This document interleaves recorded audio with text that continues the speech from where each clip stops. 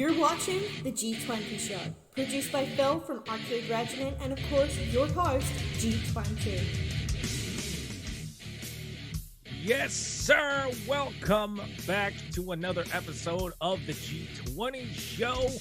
I am your host, G20. Well, co-host. We're co-hosts here. It's a tag team effort. Okay, we're the tag team champions of the podcast land. I don't know, but today is episode number 4. Yes, it is, dude. Yes, 4. it is. I can count. Yeah, what a fantastic achievement this is. Unfortunately for us, James Dugan will not be making his second appearance on the show because, to be honest, I kind of screwed him.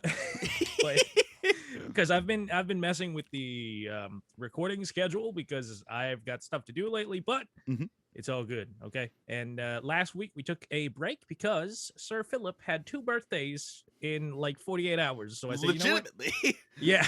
One of So I which said, was you know what? mine. Yep. So that's why we didn't do it. And we're back. We're back. Okay. Because listen, if Phil has 2 birthdays, I'm not going to ask him to record no show. All right. So we're back today, ready to give you guys some quality entertainment about the sport of ice hockey with knife shoes. Phil, you said you had a little bit of an intro for us. So what do you got? Yes, because you know what? Speaking of birthdays, do you know what is a common theme amongst birthdays? Like what's a thing that normally happens that you do during a birthday? Do you know, top of your head? I'm trying to think of something funny. Silly string. Silly string would be a great one. I would have loved silly string. I think you're thinking a little bit too difficult. Birthday cake, Marshall. Birthday cake. You know, I've happened to consume a lot of birthday cake over my lifetime, and I have a question for you, okay? Oh, okay. So, you and I are going to a cake store, okay? You and I. Yeah. You and I are going to a cake store. Do you know what the most expensive cake in the world is? I don't know, but I ain't buying it. It is. There was once a cake that was commissioned for $75 million. Okay, that's just... So, imagine you and I go to our cake store. We get our little cake. Say it's a McCain cake. Deep and delicious, you know? Mwah, fantastic. Yeah. We see this lovely person walk out with this 6-foot cake that's $75 million, okay? We're both just watching it, like, walk out, okay? Yep. Like, it's nice. Now, imagine, Marshall, if I walk behind you, okay? Okay. And I shove you directly into this $75 million cake. And the vendor walks up to you, and goes, "You're going to pay for that." Now, how ridiculous does that sound that you were on hook for the cake? Because you were pushed into it. That sounds like I would be very upset, but to be honest with you, I think at that point I blame whoever the person is that was just walking on the sidewalk with a $75 million cake. Yeah. Is that a real thing, by the way? Like, is that an intro you made up, or is that $75 million cake actually a thing? That is legitimately a thing. It was a 6'1" engagement cake. Everything was handcrafted. But you know what? You'd be furious that you'd be left on the hook with a $75 million cake for something that wasn't really your fault. They wouldn't get the $75 million. Exactly. They exactly. would not get it. Now, imagine how frustrated Brayden Point must have felt when he was cross-checked into a goalie that, you know, he didn't really have any business getting a penalty for. Yeah, that was rough, man. Because that was rough. I am upset about this, and I was popping the second I saw this, and a lot of my friends, and you included, were a little bit upset about that because I feel like that is one of the dumbest rules in hockey, and I feel like that needs to go. If you are cross-checked into a goalie and you get the interference penalty and you have legitimately nowhere to go, this isn't like, okay, maybe you get like hit at like the circles and you kind of into the goalie, then it's on you. But if you are cross-checked and you have nowhere to go and you get the penalty, that rule needs to be abolished. I hate it. I absolutely hate it. The thing is, if you get shoved into the goalie, the ref, I don't think that's part of the rule. I think the ref should, or is supposed to, not call you. The thing is, I'd love to know who called the penalty on that play, because I didn't really see who called the penalty. Trailing referee, Dan O'Rourke. It's always trailing referee. It's Yeah. always them. Because from a certain angle, right, if you look at the play, if I'm in the neutral zone on the left side, meaning behind Pelech, I can see how I think Brayden Point went right into the goalie. Because Pelech's body is kind of hiding what he did, right? Yeah. But if it would be, for instance, the corner ref that called that would have been egregious. Okay, so I think it's a bad mistake on the referee. First of all, if you're the trailing ref in that situation, let the freaking corner ref handle it. Like, oh my God. That's something I would be, not to cut you up, that's something I'd be a little bit more hesitant of too. It's like the second I see that happen and my arm goes up, but I look at him in the corner and his doesn't go up, I'm feeling a little bit bad because I'm like, ooh, I'm calling something from probably 60 feet away that may or may not have any business being a penalty right now. Yeah. Like I'm calling something from that far and I'm like, oh, if mine's up, I'm like, oh, his isn't up. I'm like, oh. Yeah, I would legitimately just take a look at the ref in the corner, and if he didn't call anything, I'd be like, okay, I guess I missed something, you know, because that was outrageous. But all that to say, because my beef with this is not the ref making the call. It's a bad call. It shouldn't have been made, and sure, it sucks, you know, and a bad call can swing a game in the playoffs. So I'm not saying the ref didn't make a mistake. He 100% did. However, as someone who plays defense, if I stop skating at the blue line and glide and then hit somebody into my own goalie, I know for a fact that my goalie's mad at me. Okay, Absolutely. because I've played goalie too. I didn't play for that long, but I played for about 2 years. And I can tell you, oh, Varlamov is so angry. He is so angry because the job of a goalie, okay, no matter what is coming, you have to stay in your crease. There's no, I'm going to get out of the way because I'm about to get hit. There's none of that. You have to stay there. You have to stand your ground. You have to stop the puck, the projectile that's coming at you at freaking 90 miles an hour.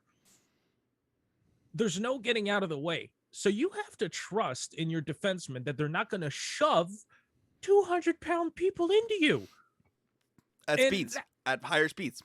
Yeah. And Brayden Point is woo, he is a fast boy. Okay. He's not big, but he is fast. That man came in with some momentum. Okay. And Varlamov left the game. So as a former goalie, He did come back. He did come back into the game. Sure.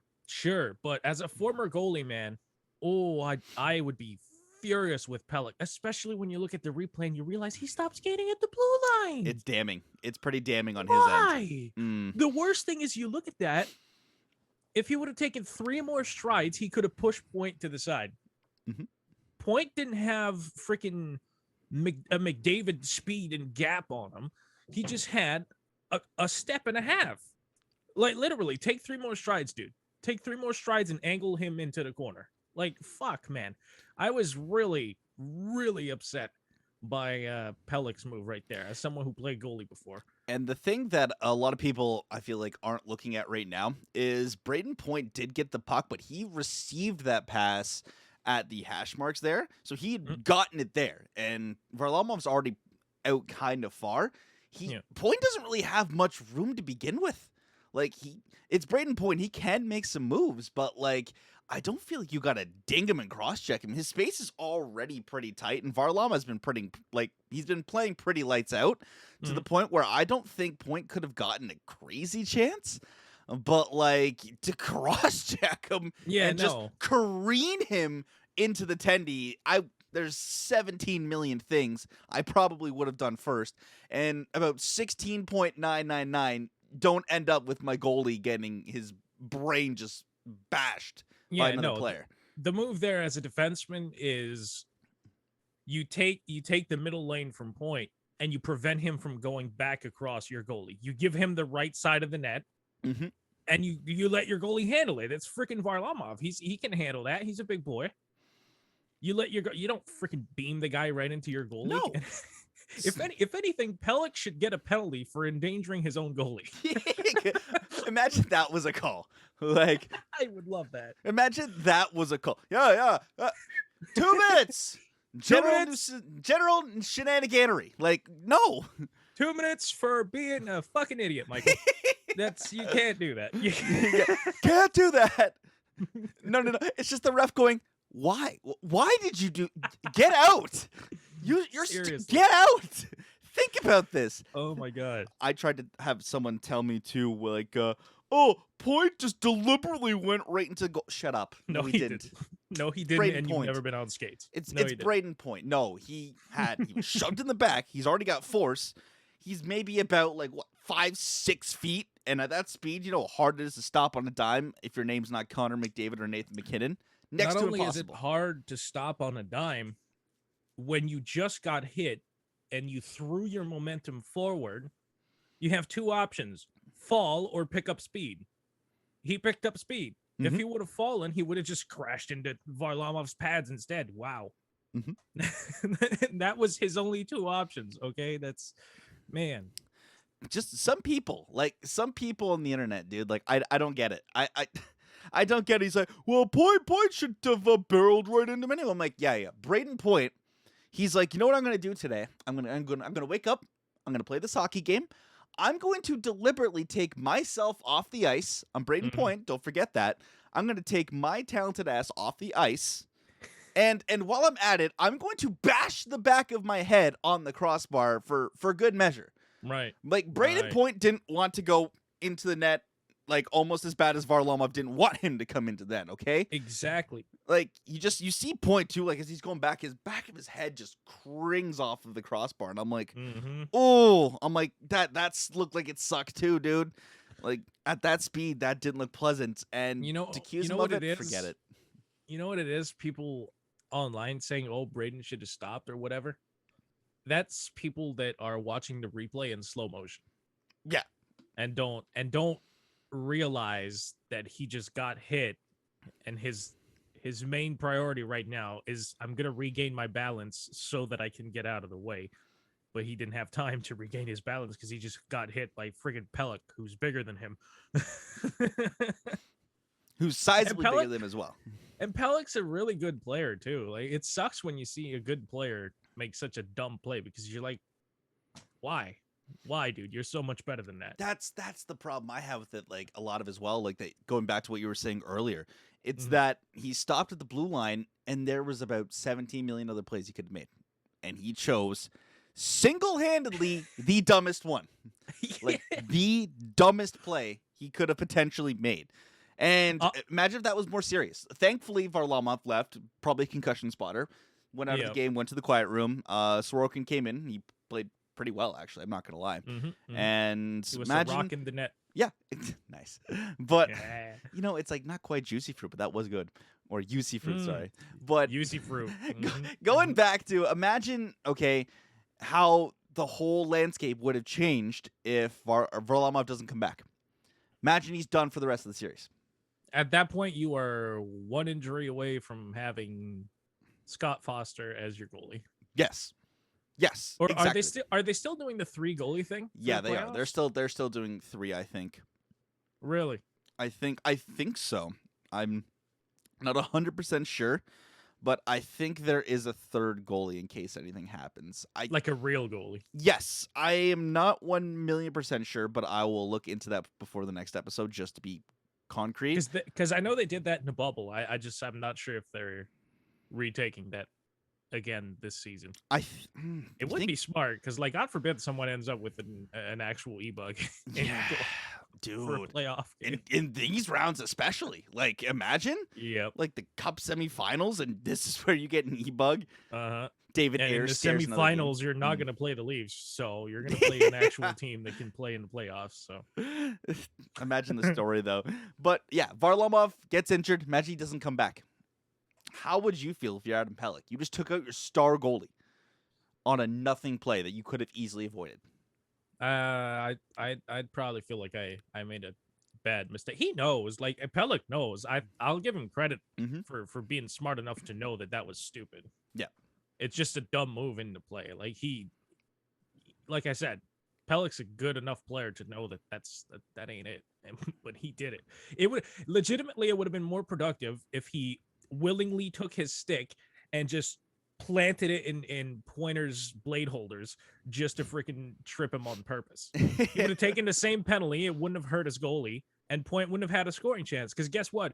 If that puck goes in and they review it for goalie interference, that goal's probably going to count. Mhm. Probably going to count. It would have been smarter to just go yoink, trip Brayden Point just like that. But nah, we're just gonna hit him. But that series been fun, man. It's been so fun to watch. I ain't gonna lie. It's been a lot funner than I've expected it to be. Maybe it's because of the whole kind of like high-powered, high-octane, talented offensive Tampa going against like a more subtle, defensive, like very, very like system-based team of the Islanders coached by Barry Trotz. And I feel like he's been starting to get a lot more credit as of late for this Islanders team because it's been like, 3 years in a row where he's kind of gotten his team to a place that like nobody really expected them to. After JT left, let's be honest, man, a lot of us wrote them off, myself included, I'll admit it.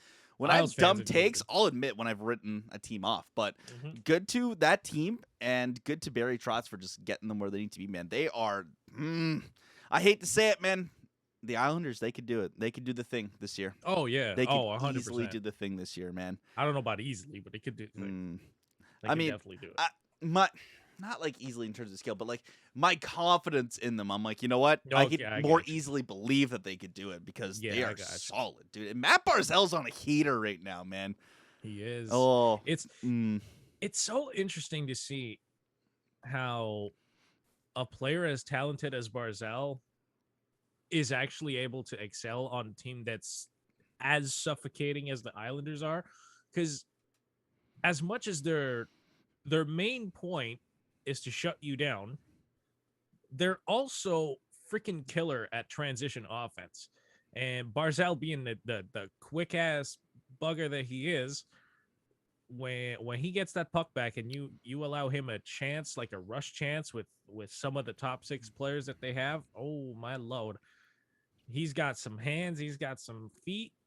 That guy is a problem, and you really got to watch your turnovers when you're playing the Islanders. But the thing is, you can watch your turnovers at all you want. At some point, you're gonna turn the puck over for sure because they're just that good of a defensive team. And at that point, it's all about, do you actually have guys back? Because if you don't, it's gonna be a long day. And what's really cool with the fact that it's the Islanders in terms of star power. You think of like him, maybe Jordan Eberle, like maybe now, like after a couple of, I love Eberle. He's not a star. Yeah, I would say like more like the more talented players on that team. Okay. Right. Okay. And so you think about it, when you play against good teams, you expect the good players to score, or you expect them to get shut down, right?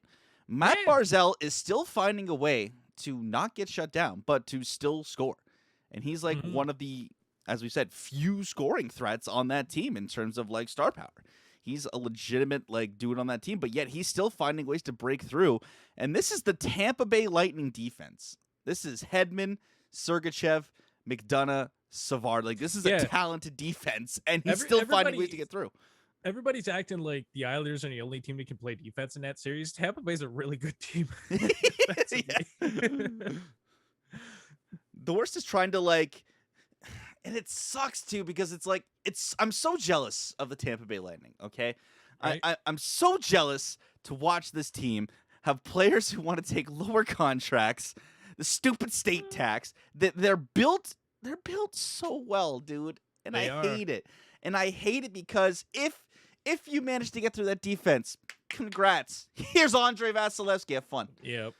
God, I hate it. Like I hate it, but you think he's winning the Vezina? I want to say Grubauer.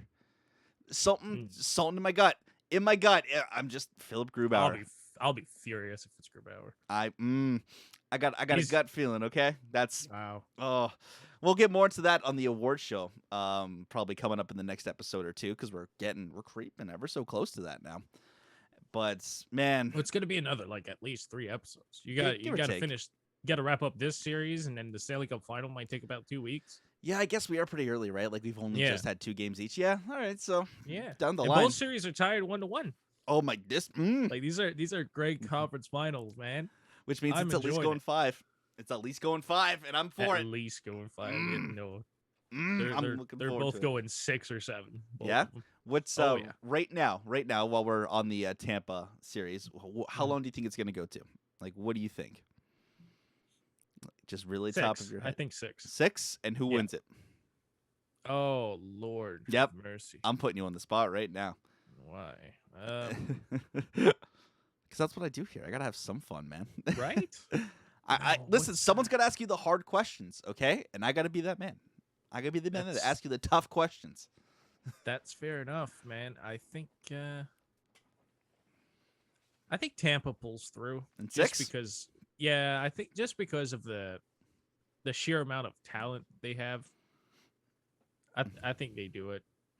And sure, they didn't have as much rest because they won the Stanley Cup last season, and it was a pretty quick turnaround to this season. But I don't know, man. Tampa it's hard to see them lose when you look at that roster and how unbelievably stacked they are.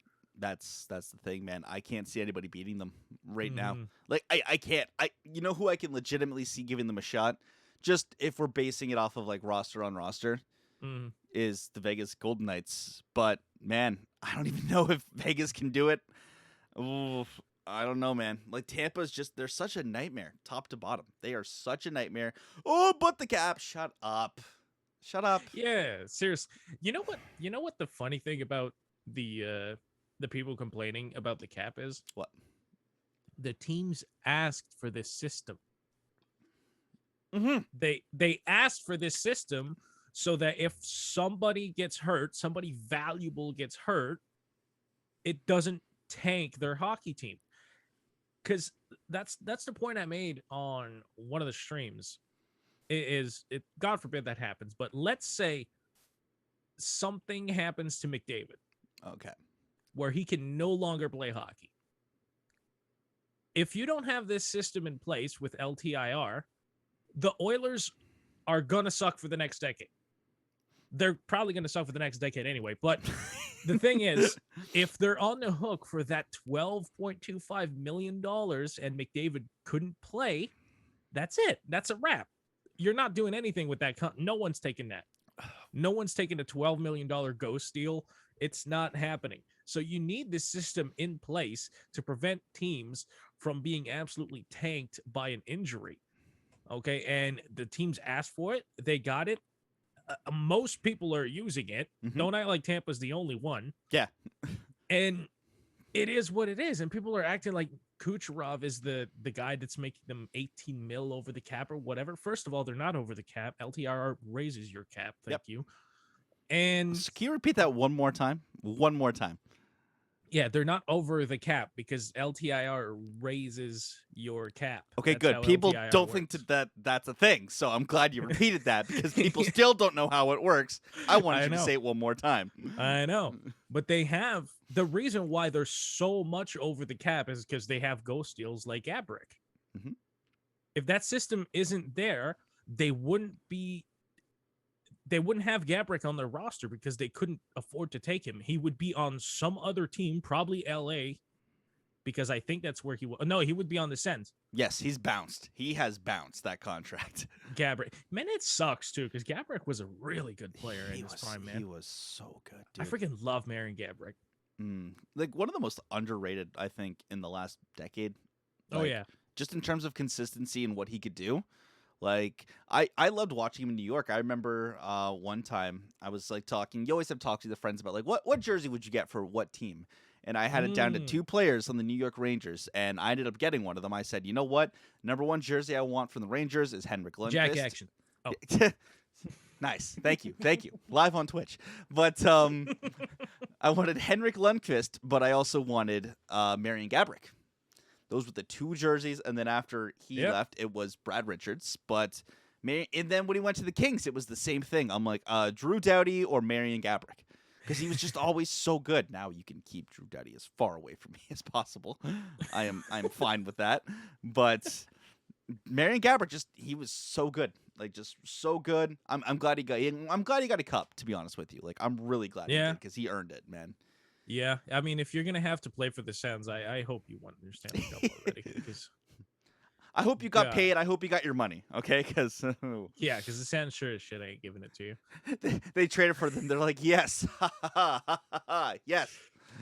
But the point is, they're this far over the cap in Yeah. quotations because they have players that are legit just not going to play again. That's why they're so far over, in quotes, the cap. Sure, Kucherov is a part of it, but let's say Kucherov can't come back like ever. Like, let's say his injury is even worse. Yep. You want Tampa Bay to deal with $71 million as a cap for the rest of Kucherov's deal if he got seriously hurt and couldn't play again. Really? That sounds fun to you.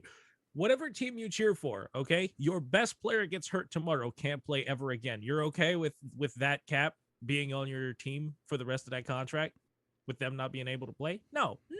That's why the teams wanted that contract, or that structure. That's why LTIR is there.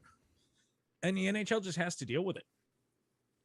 And that Sure. actually would have been a case. That's how the whole Nathan Horton David Clarkson trade happened. Actually, that is how that happened, because that Nathan Horton contract wasn't insured. So that exact scenario would have been a thing. How do you not insure the contract? First off, I can't believe I hear this story all the time, and I'm like, how? How? Who thought that was a good idea?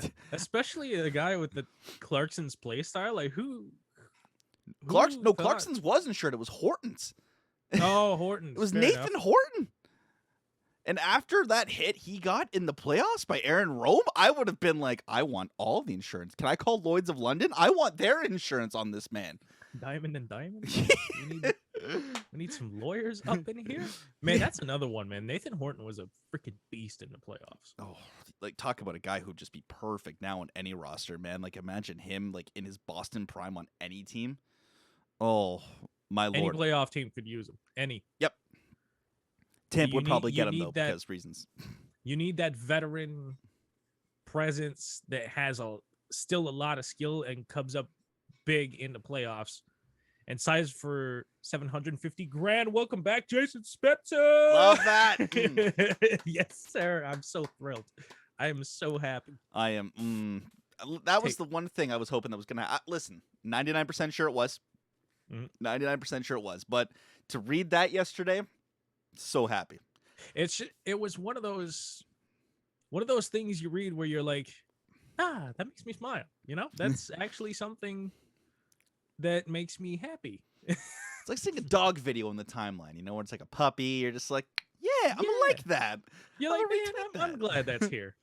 I'm glad that's here. It's like when you see Active Stick on Twitter make a really funny joke. You're like, that's right there. That's why I follow that guy. That's why I clicked That's that the follow button. yeah. And the comments too yesterday, it's like, I would have taken less if I could. It's like, Jason, we don't deserve you, Jason. Yep.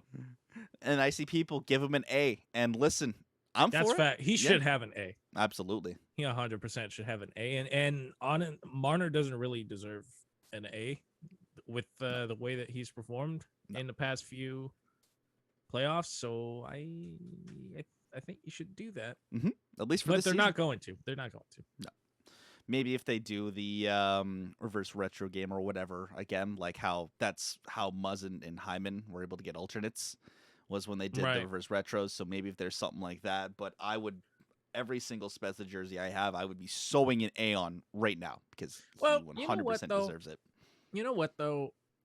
A lot of people are making a big deal out of this. I do think Spezza should have an A.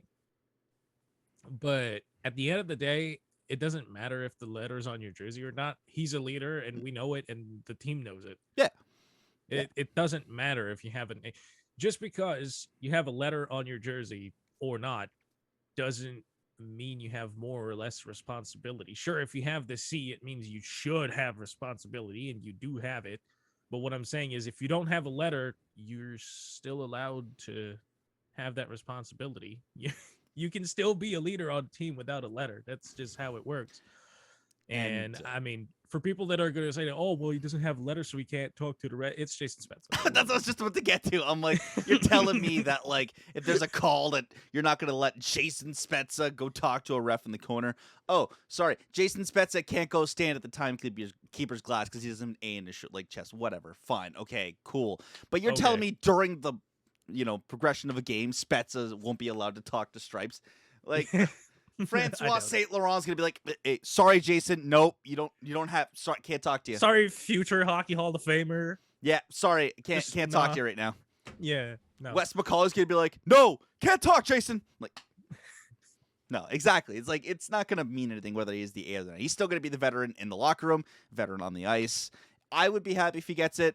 It's not the hill I'm gonna die on. Like, no, it's not. Whatever. If I don't see really A on his jersey, I see like long ass threads over if Marner should be stripped of the A for Spezza or not, and I'm like, it really doesn't matter that much. No, it really doesn't. Like, Jason's still gonna be Jason Spezza, like in the locker room, on the ice, A or not. Like, you know what you're gonna get with him.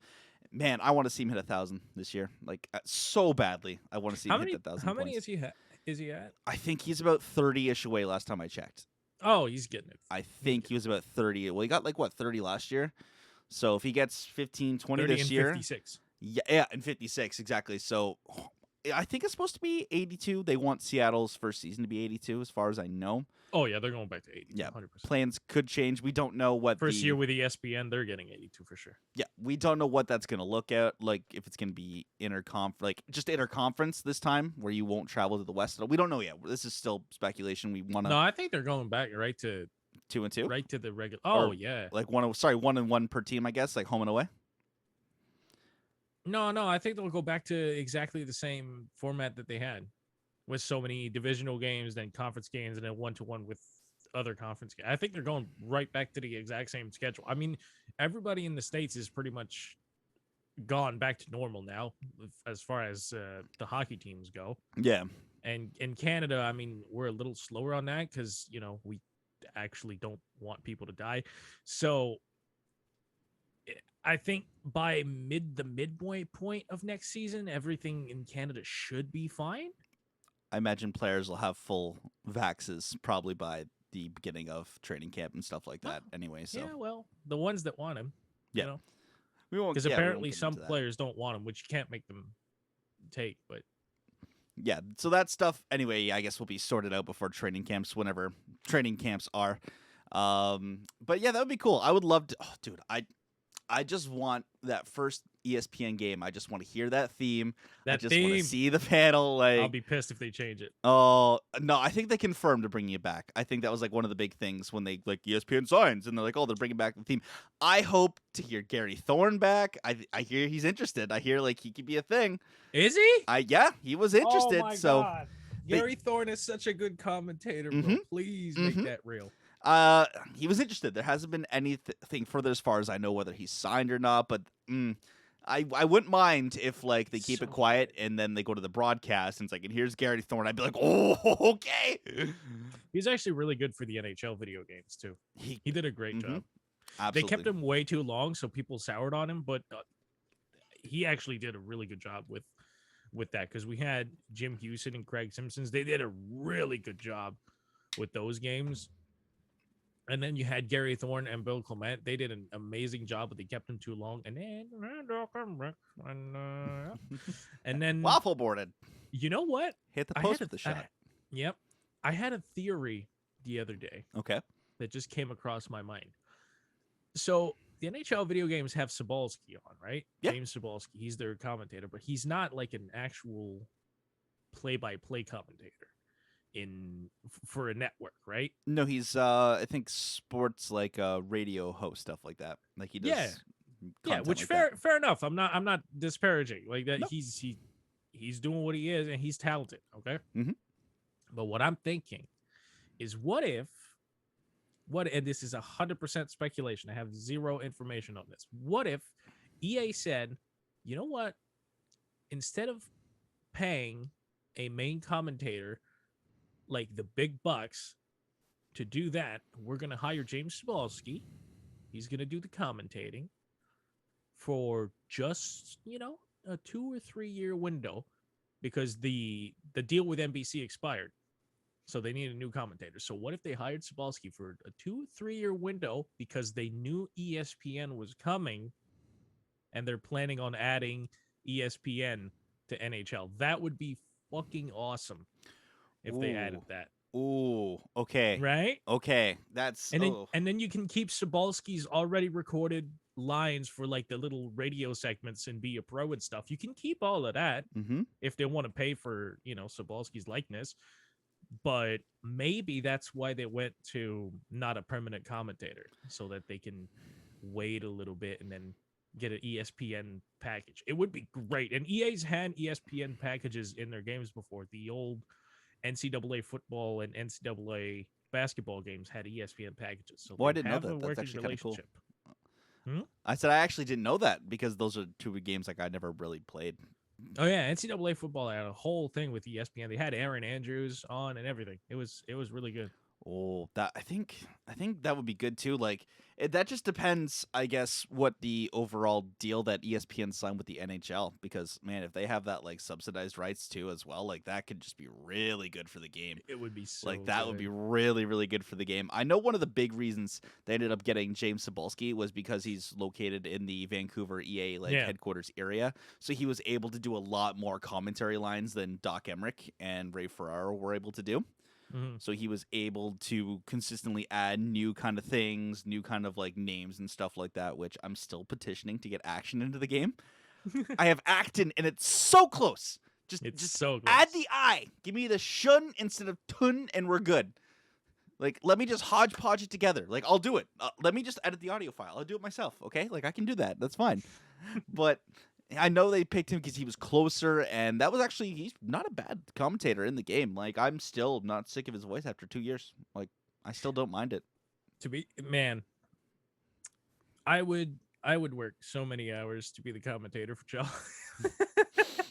Given the opportunity. Oh my God. If they give me the opportunity, they're like, okay, listen, we're going to fly you here and we're going to figure out your living situation while you work here. That's your compensation. I'll be like, I am on the way. I am doing it. Yeah. That would be so cool. Like meals covered, like, food, maybe like a per diem. Well, I guess if you're living there, you won't get a per diem. You just get like a monthly kind of thing. But, that would be a great gig. Like, that would be a great gig. I wonder if we could ever talk to James one day just to ask him about it, because that would just be a fantastic gig. Well, apparently it's a lot of very repetitive stuff, because you have to enter the booth, like the commentary booth or the recording booth rather, and you have to say all these names. Like, you have an extensive list. You're looking at all of the names that are in the game just for play-by-play, and it's ridiculous. There's a lot of them, and it wouldn't be so bad if it was just, you say the name once, but they have to say it in multiple contexts.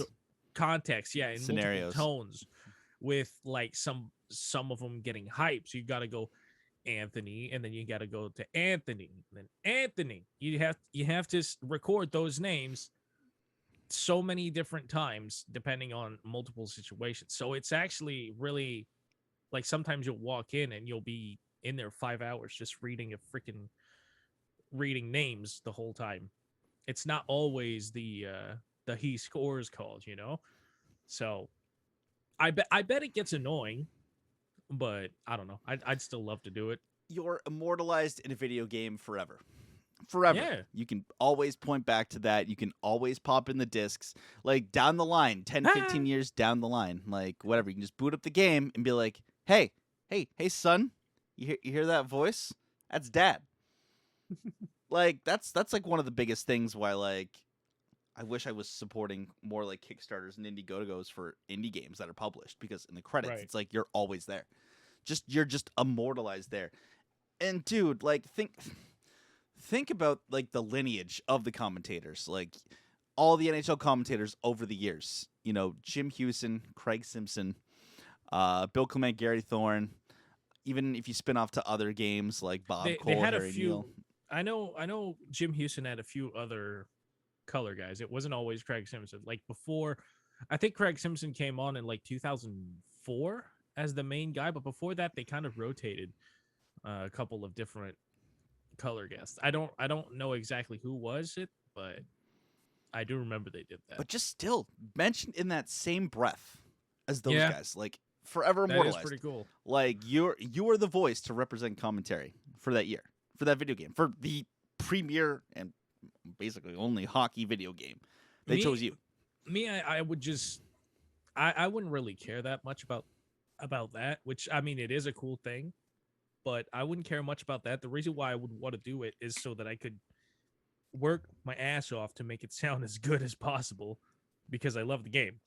So that's why I would want to do it. Yeah, I don't give a shit about the credit, to be honest. your passion for the game would like Yeah. influence your passion in the game. Like you'd want a casual player to get hyped whenever anything happens. Yeah, I would want to make it sound like a real freaking broadcast, you know? I feel like Sobolski's gotten like a Yeah, lot better Sobolski's good. immersing that, and which is why I think I like it when I'm not sick of it, because like I always say like, oh, people commentary sucks at steel. I'm like, shut up. Compared to years past Yeah. and like situational stuff, like when you're in the corner, you're making plays happen, and how Sobolski's voice like rises, Mhm. it's pretty good. You know, there was a clip of somebody making fun of the commentary because what they did is they passed D to D for like 3 minutes straight. And so it went through the entire loop of D to D pass clips, right?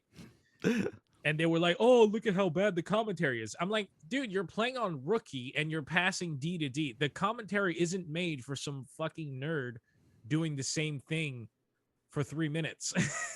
It's not meant for that. It's meant to commentate an actual, game that's going on with someone actually trying and another team trying to not let them win. It's when I see people do that, it's like, well, you're setting up the commentary to fail, but okay, that's fine. And I feel like now it's actually really good. Like Sobolski's good, but that being said, I would love an ESPN package, man. I remember booting up the old 2K games, like the early 2000s 2K games, and that they would literally just have a couple of ESPN themes on loop in the menus. That was the menu music, and I never got sick of it. Boom! It's like, Yeah. you want to talk about getting hyped before playing a game? You hear that, you're like, I'm about to pot 17 this next game, and then I would get thoroughly curb stomped.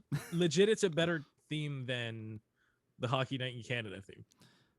Oh, that's a hot take. That is a hot. No, I don't think it is. Musically, ESPN's theme is way better. I think the Hockey Night in Canada theme is special because of what it means, but musically, I feel like the ESPN theme is a lot better.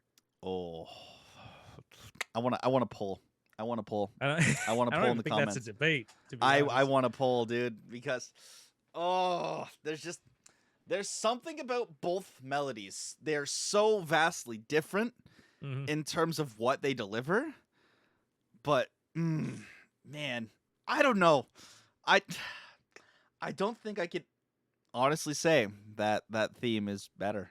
It's great, but maybe it's because I can't separate the historical factor and the significance with the music. I can't do it. That's just how ingrained it is. If I could separate myself, I would probably be like, maybe you're onto something, but I'm like, I can't. Which that's a sign of a great melody, is that I can't do it. I want to pull. I want to pull down below. Let us know. Let us know musically what you think is better. Musically, not significance, but musically. Right. That's the big thing, guys. I want to reiterate that, just in terms from a musical standpoint. Like, what is the better theme? Like, I feel like they both deliver in different contexts. One gets you kind of hyped up. One, you kind of know what's about to go down. Like, when you hear that, it's like, okay, yeah, two teams are about to play, like Canada too. But like with the ESPN, it's like, something's about to happen. Yeah. Like the delivery, like boom. It's like, yeah, it gets you excited, man. Yeah, that's, you know what? Maybe I would lean more into your theory, like, but I can't. It's because I can't separate it. I'll be honest. I can't be unbiased. I'm not saying the Hockey Night Canada theme is bad. Yeah, by no means. I'm just saying it's. I feel like musically the ESPN one's better. One dude sharpening a knife, like, the fuck did you just say about the Hockey Night in Canada? I theme? saw your tweet. He's like, Shing! What did you just say?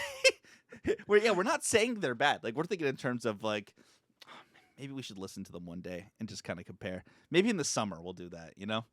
Right. Maybe in the summer we'll just kind of go through all the hockey themes and stuff like that. Make sure I properly get copyrighted this time. Yeah, oh my lord. Fucking NHL. NHL. Jerks. But speaking of good Hockey Night in Canada themes, Canada's team, Marshall. Canada's team. The Blue Jays. Fuck yeah. They've been having a great season, Phil. I agree. Absolutely. Vladimir Guerrero is terrifying. Oh, by the way, Bo Bichette is my dude. Just want to point that out there. I love Bo Bichette. Yeah, he's good. I love him. But Canada's hockey team, Marshall, is in the battle. The Toronto Marlboros. Yeah. Jason London Knights? Spezza. Thank you. The London Knights. Peterborough Pete's. Yeah. Barrie Colts. Mm-hmm. Is Saginaw in Perhaps the Belleville Senators. the Belleville Toronto Marlies? All right, we got to stop beating around the bush. The Montreal Canadiens.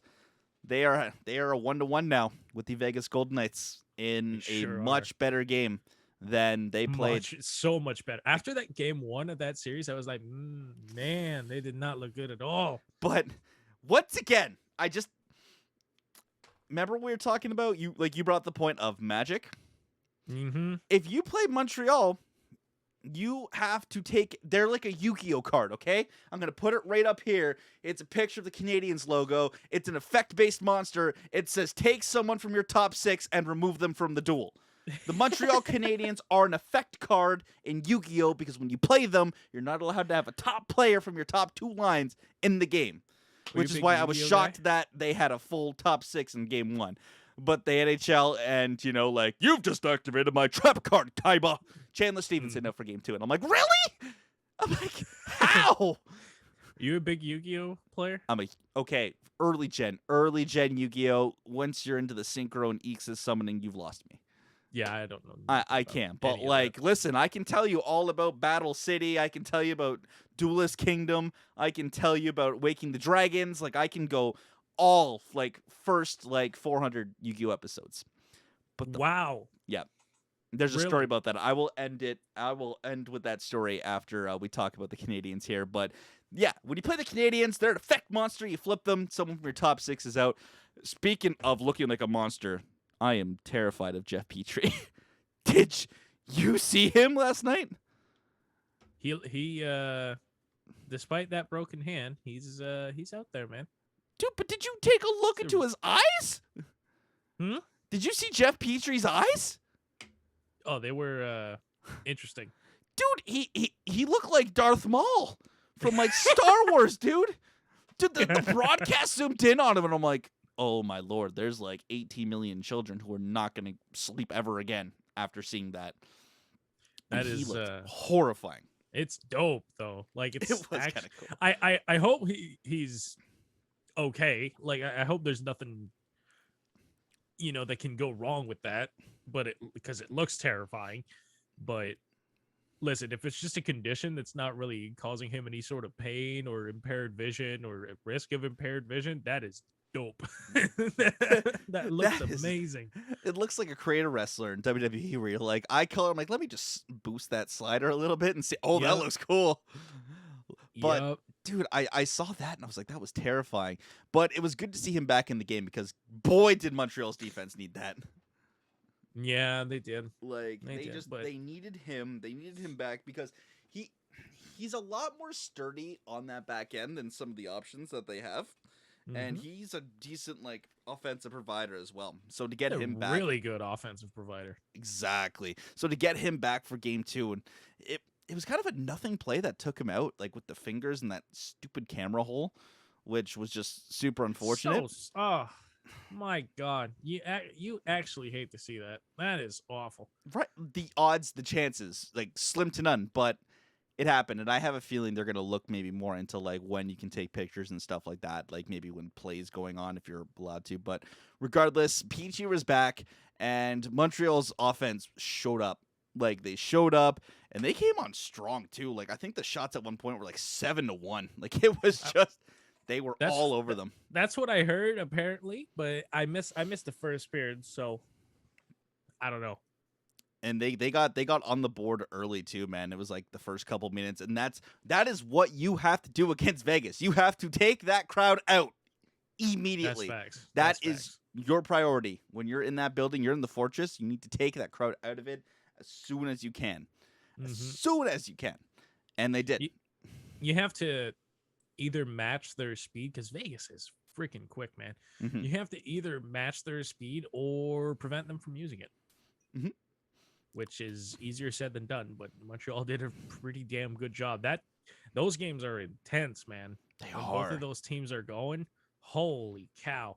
It's one of those games where if you've never been to an NHL game in real life, even a junior game in real life, you watch this on TV and you're like, oh yeah, cool. Oh, I would do this if I was in their shoes and blah, blah, blah. No. When you go see a game like that, in real life, you realize just how freaking fast those players are. They are ridiculously fast. And having been there in real life and seeing just how fast NHL players are, when I watch on TV and I go, oh, these guys are NHL fast, that is terrifying. It is absolutely terrifying. And these are teams playing with just the utmost urgency right now because you have to. It's the conference semifinals. You are right now, both teams are 3 wins away from going to the Cup final. Like Montreal, when was the last time they went to the Cup final? Was that 93? Would that have been 93? I don't know my history off the top of my head. Yeah, I don't think they went back. Yeah, that's what I'm trying to remember. I mean, I know they went back to the conference finals in the Price era, but they got stomped. So yeah, but the Cup final, I'm not sure of. In Vegas, this would be their second Cup final since their inception, like 4 years ago. I feel bad for Seattle. They're going to be compared to Vegas. Like, there's almost no conceivable way they do a better job than Vegas, and yet they're still going to be compared to that team. Yeah, which was a once in a million, like run. Like, legitimately, if you take an expansion team, let's say Seattle next season finishes like 17th in the league. That is a good start for an expansion team. That is a good start. And if, depending on the divisions, they might make the playoffs. Let's say they get eliminated in the first round and they were like a 15th seed team. That's a really good expansion team first year. And people are going to be like, oh, well, they failed because they're not Vegas. Oh, but Vegas made it to the Cup final in their first season. Yeah, exactly. It's like they set the bar so unattainably high. It's not even fair. And when their run, they looked so effortless doing it. Like they were just so good. It's because they're ruthless. That's why. They're cutthroat. They're like, oh yeah, we like our players and we'll give you the opportunity to succeed. But if we have to send you somewhere to get a better player, we'll do it. Like they have no shame. They're like, yeah, no, this will make your team better. Bye. Which is good that I like that they're so aggressive like that because it's obviously translated to success. I mean, look at them. Yeah. Look at them. Like you could argue that what was it? Cup final, and then they would have gotten conference final if not for that terrible. Oh, well, maybe you should have killed the penalty. Shut up. They were jobbed. It was a terrible call. It's why that's why that scenario helped create a rule that refs can look at 5-minute majors. I don't agree. Kill the penalty. Kill the penalty. I get it. Kill the fucking penalty. Kill the penalty. Don't let them like for 1 minute ever. Like you allow 3 goals on 1 penalty. Fuck off. It shouldn't have happened. Kill it. Don't let 3 out of 5. Take 1 penalty and allow 3 goals in a 5-minute major. You should forfeit the series right there. That's trash. That's trash. They basically ended up forfeiting the series. Yeah, but it's like the whole thing with the Oilers that people are still hung up on the goalie interference against the Ducks that got them eventually eliminated. But the thing is, if the Oilers played well enough, that goal wouldn't have, first of all, happened because the game wouldn't have unfolded that way. And second of all, they wouldn't have given up that fucking 3-goal lead. So I don't want to hear it that it was goalie interference. And I'm an Oilers fan. Like, I was pissed at the time, but listen, if your team is killed by one call, you're not good enough to win the freaking series. It's that. Exactly. Kill it. But Vegas has just had an amazing run over these 4 years, and man, Montreal's looking like a problem to them, dude. Like, they are looking like a problem to the Golden Knights, man. And I don't want to say it, man, but Magic, you're right. When you said it last show, there's something going on with them, man. It's Magic. They've all bought in. That line of like what Stahl, Armia, and Perry is popping. That line's popping right now.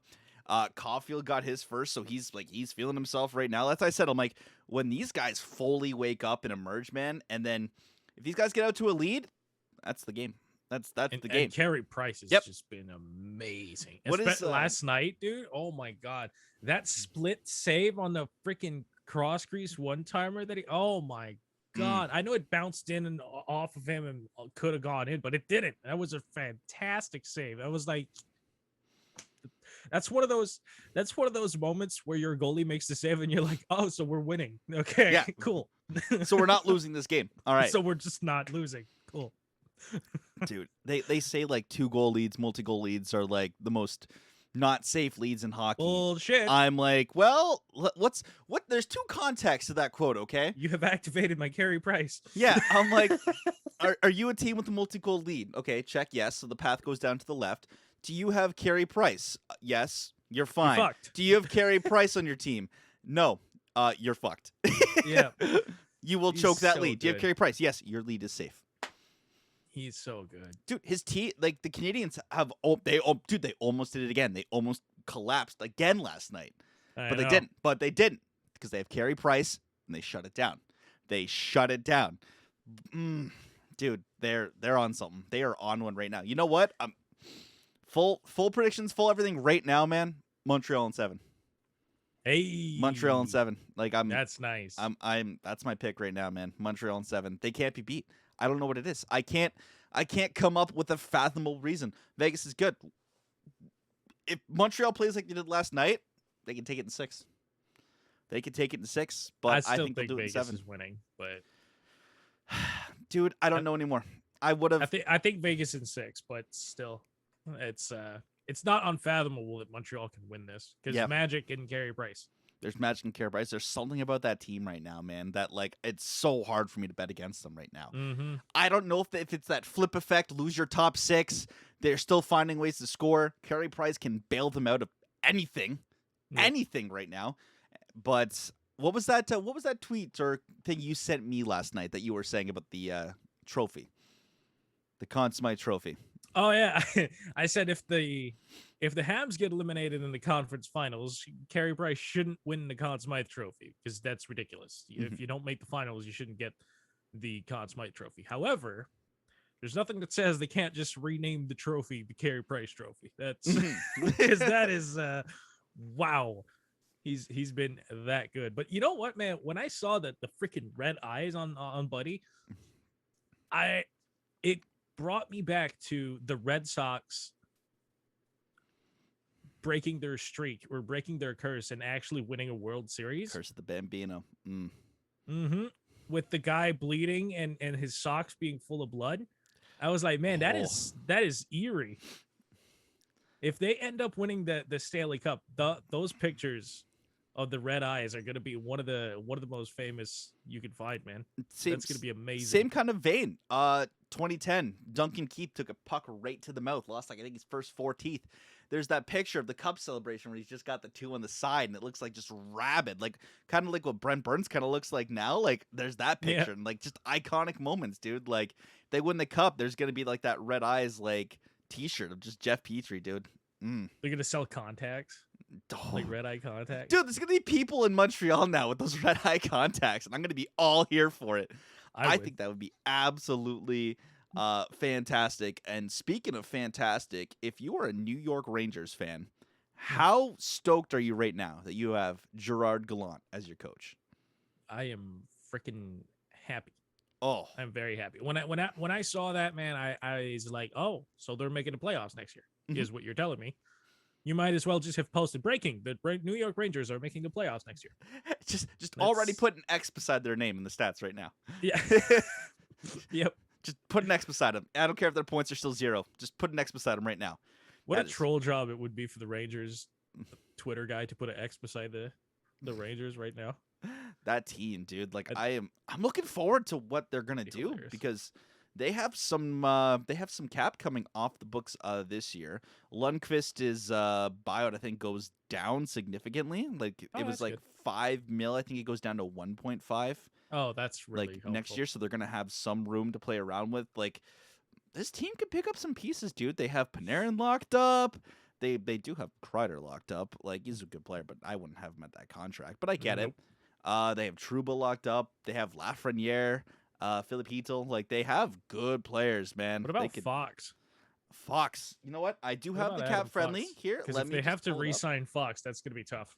Adam that's gonna be real Fox tough. has one more year at 925. Hey, at 9-2. One more year at 925. Would you like to know who is up on the New York Rangers this year? Because I can tell you right now. Yeah, sure. So Libor Hayek, he is up. I don't know if I'm saying that correctly. Yes, you are. He's decent. Thank you. They do have to sign Shesterkin, Zesty Shesty. Oh, that's tough. They do. That's the Lundqvist $5 million right there. They do have 75,000 in Jack Johnson coming off the books. That's kind of funny. Woo. 75,000. 75,000, eh? 75,000. Brendan Smith is a UFA this year. I don't know if he comes back, just because I'll read off the decor. You have Libor Hayek, Zachary Jones, Adam Fox, Ryan Lindgren, K-Andre Miller, Jacob Trouba. Like that's pretty. Oh yeah, no, I don't think he's coming back. Yeah. You have Phil Di Giuseppe. He's up, but He's good. He's only making $700K. Yeah, he's not gonna get that much of a raise. He's alright. Brett Howden and Julian Gauthier are up. Probably just Again, nothing too decent crazy for them. players, but nothing crazy. Philip Heedle is up though. He's an RFA. He's up. Bridge potentially. Potential bridge, maybe something low ballpark. Unless Because- he's okay with locking up, because like he hasn't really. He's got good potential, but I don't think he has like game breaker potential. Yeah. I think he has very, very good player potential. Fair. So if he wants to lock up for a somewhat long time, maybe he can get a decent. I think there's a deal they can come up to with that. That's fair. That's fair. Depending, on how much Buffalo retains on Eichel and everything. But Here we go. Here we go. We're already starting this, eh? They also have Pavel Buchnevich. He's up. He's making oh, they're gonna want him back. 2.5. He's gonna be 27 next year, and he's an RFA this year. He's making 3. Yeah, he's gonna get a raise for sure. Mhm. Buchnevich is Next good. next year is Not good enough to be called Pavel, but he's good. no. Next year is when it's a bit concerning for the New York Rangers here because they have a lot of contracts coming up for the 2024. Zibanejad, I know. They have Zibanejad, they have Ryan Strome, they have both Capo Kakko and Vitaly Kravtsov coming off the books. Kravtsov hasn't really done anything, so I don't think he'll, unless he explodes next year, I don't think he'll get a big raise. Kakko is slow in his development, so that reeks of bridge deal unless again he explodes next year. That's probably going to be like a 2-year deal at a pretty low amount for Kakko. But the last name that does come up that year, Adam Fox, potential Norris winner this year. Yeah, that's going to He's- suck. mm, Unless he falls off the face of the earth next year, which is probably not going to happen No. because I think he's really good. That's really going to suck. mhm. So you know what? The Rangers might not get Eichel. Depends on if they want to keep Zibanejad or not. Because if they get Eichel, Zibanejad's not making it past that offseason. Who would you rather have? Who would you rather have, Mika Zibanejad or Jack Eichel? I will bring up Zibanejad's age because I know that's going to be a thing as well. Mika I'd probably- Zibanejad will be so next year. He's 28 now. Yeah. So, dude, I might consider Jack Eichel. Like he's still Yeah. young. Like Yeah. He's younger. If your core is with Fox, which it should be, Fox and Shesterkin, Eichel makes more sense there than Zibanejad. hypothetically, let me just read this out to you, okay? Hypothetically, okay? Mhm. Jack Eichel Yep. Artemi Panarin, Mhm. Igor Shesterkin, Yep. Adam Fox, Mhm. Alexi Lafreniere. Building around those names. Yeah, that's a really good team. That's disgusting. And dude, like, you can even add players who I think are going to grow. I think Keandre Miller is going to be a player as well. I think he's going to be Yeah. a pretty decent player. Yeah, he's a good player. If Capo finds his game, if Vitali kind of finds his game as well, man, like, and you they'll have to Gerard trade Gallant. some pieces, but they have a really, really good foundation. Mm-hmm. And Gerard Gallant's there too now. Talk about someone who knows how to get the most out of his players, dude. Mm-hmm. Oh, if I'm a about Rangers fan, coaches- I'm excited. We're pseudo Rangers fans, and we're excited. Okay. Yep. Fun thing about coaches is they're not on your cap, so you can spend as much as you want Mhm. on your coaching staff. Oh And well, fun fact, I know fun about spending fact- a lot on coaches, and Uh-huh. you know. and fun fact, they are the New York Rangers. Mm. They have nearly unlimited money. They- you know, like when you play Monopoly, like you only have like a certain amount that you get. The New York Rangers are the bank. They are the banker. They have access to everything. No, because you're the bank, but if you're the banker, you still have, like, you can't just give yourself money. The New York Rangers are the asshole that lands on free parking every turn. Every turn around the board, they land on free parking. That's the Rangers. The NHL. You're like, well, how the hell am I supposed to beat this guy when all of my freaking renovations money for all my houses is going to this fucking asshole every time? The That's New 31 York the Rangers. 31 other teams always land on income tax and luxury tax, and the Rangers are the only ones who land on free parking. They just get right by luxury tax. The Rangers income tax. have boardwalk and park plays with hotels and 4 railroads. That's Grand Central Station. They have all the railroads. They have boardwalk and park place, and your ass always lands on luxury tax, income tax, and they get free parking. It's gonna be a long day or a short one, depending on how you look at it. Listen, Marshall and I have been playing Monopoly in our free time, and we've been on the unfortunate end of some unfortunate landings of the board. Yes. It's indeed. been quite a rough ride, but you know what? Before we head out here, I wanted to ask this last episode here because I we feel got to like do it a little quickly. Cause Oh, I got you. Don't worry. Okay. It'll be quick. Okay. So, it is a 5-on-5 in a best of 7 series. Okay, because it's actually really funny you're wearing a basketball jersey because this is a basketball question. Okay. Go next. So it is It's a the mellow jersey. greatest Lakers versus the non-Lakers. Okay, in a best of 7 series. So who would you take? Would you take the Lakers or the non-Lakers? I will read out the roster. So for the Lakers, it is Magic Johnson, Mhm. Kobe Bryant, Mm-hmm. LeBron James, Mhm. Kareem Abdul-Jabbar, Uh-huh. and Shaquille O'Neal.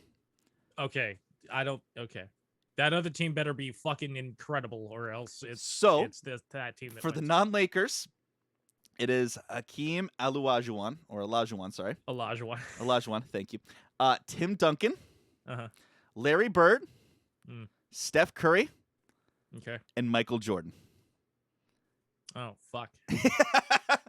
In a best of 7 series, who takes that? The Lakers or the non-Lakers? Oh, that's tough, man. I wanted to ask you this specifically because you know a lot more about basketball than I do. I think the Lakers take it. Yeah? Because they have more mobile defense. Okay. And this is Steph this Curry is all not in their getting prime. a shot off. You Yeah, don't think so? Yeah. Okay.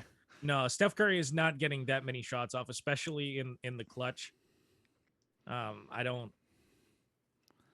So that nullifies him a little bit, and then you have two probably of the top 5 passers of all time on the Lakers with Magic and LeBron. So I don't. No, I think the Lakers take it. It's close. It's really close. And Michael Jordan is a whole ass bucket. That's but what I was going to say. I'm like, man, you're telling me that like it's not going to become personal with Mike and he's not going to just take the series over? No, but the thing is, it's going to be personal with Kobe too, and Kobe's a all defense team and defensive player of the year kind of player. So it's going to be, I think those two somewhat cancel each other I out. was about to ask, is that kind of like how that ends up? A little bit, to a point, yeah. I think Michael probably scores a little bit more than Kobe, and in more efficient ways too. But at the same time, I think like for the reason of the Lakers have more mobile defenders, simply because of how the game is played today. I feel like the Lakers take it, but it's close. It honestly could go either way. Like, I'm not saying it's if you run the simulation, the Lakers take it 100 times. It's not.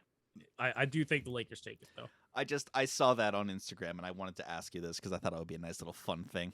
Mm-hmm. I thought it would be pretty fun because I'm like, I know you're the Lakers guy. You're the Lakers fan of the basketball guy. So I'm like, oh, if there's anyone's opinion I want to get on this, I'm like, it is going to be Marshall. Mm-hmm. But you know what? We still got a lot of hockey we got to get through. I mean, there's only 2 games done in each round. Only 2 games done. We still got a lot of puck to get through. We still have, and a lot of things are coming up too, man. The expansion draft's coming. The awards are coming. Hopefully, the trailer for the new NHL game is coming. Like, nice. it's going to be a next busy couple of weeks. We're going to have plenty of stuff to talk about, man. Yes, We're going to have plenty of stuff to talk about. And as always, we want to see you guys in the comments. If you have any questions, let us know your thoughts. Let us know who's going to take these series. Let us know what's the better theme musically, the ESPN theme or the Hockey Night in Canada theme. Yep. And brace yourselves, man. It is going to be a crazy, crazy couple weeks. Do we have an outro screen? We do not. All right. I'll just shimmy off the screen again. All right. Bye. Thank you, guys. We will see you in the next one. Go ahead and stay classy.